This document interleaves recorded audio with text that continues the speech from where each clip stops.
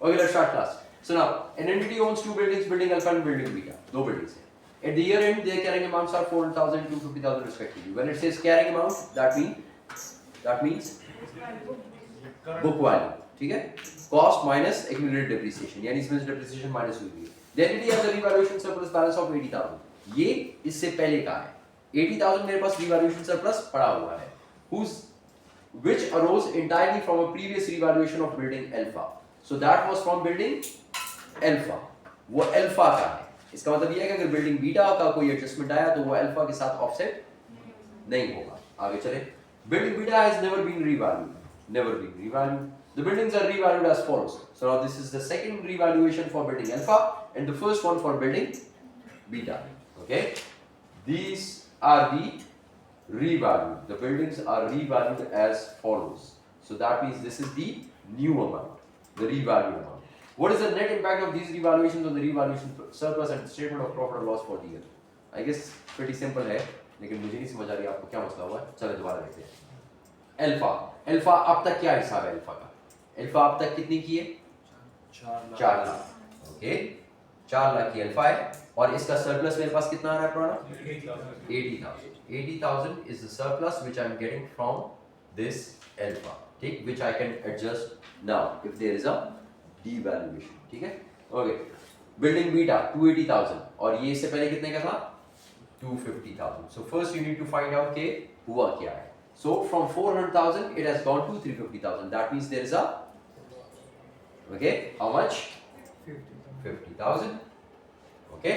Now for building beta 250,000 to 280,000. So this is a gain.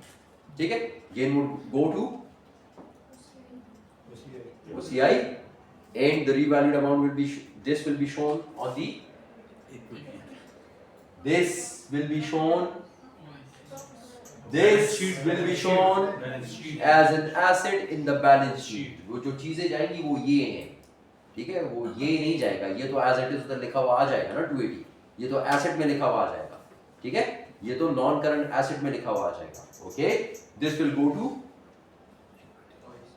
दो जगहों पे जाएगा. OCI, ठीक है, अदर कॉम्प्रिहेंसिव इनकम, एक तो इनकम स्टेटमेंट में और दूसरा equity section of the balance sheet. किस हेड के अंदर? रिवैल्यूएशन सरप्लस के. सही है? Done. Now let's talk about this one. अब इसकी तरफ आते हैं. 400 to 350, that means there is a decline of 50. So now the new amount in the balance sheet would be 350. ये वहां पे आ जाएगा एसेट में, नॉन करंट एसेट 350. ठीक है? एक एसेट ये, इन दोनों को टोटल करके आप टोटल लिख देंगे वहां पे. ये भी हो गया. Okay, 50,000 it will go to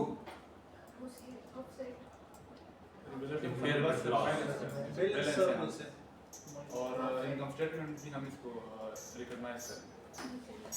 ये 50 से ऑफसेट करेंगे. इसमें से ऑफसेट हो जाएगा.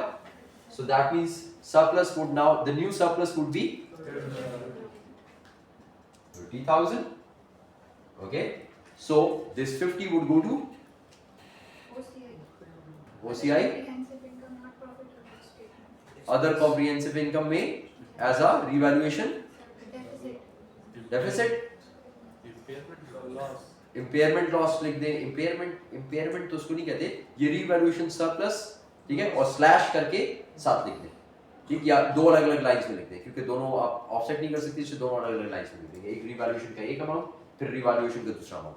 ठीक है, और फिर नेट आउटर कॉलम. या तो सिर्फ एक अमाउंट लिख दें आप और फिर वहां पर, लेकिन आप एक अमाउंट इसलिए लिख सकते हैं क्योंकि दोनों एसेट्स अलग अलग हैं, इसलिए एक अमाउंट तो लिख ही नहीं सकते. सॉरी. ठीक, आपने दोनों अमाउंट्स को अलग अलग शो करना है वहां पर. और फिर ये जो 50,000 है, एक तो वहां पे चला गया और दूसरा इसका इफेक्ट आ गया रिवैल्यूएशन सरप्लस से निकल जाएगा. ठीक, गॉट द आइडिया क्लास? बस यही था और तो कुछ नहीं था. Stop.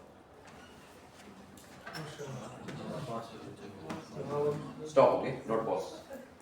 Stop and then start.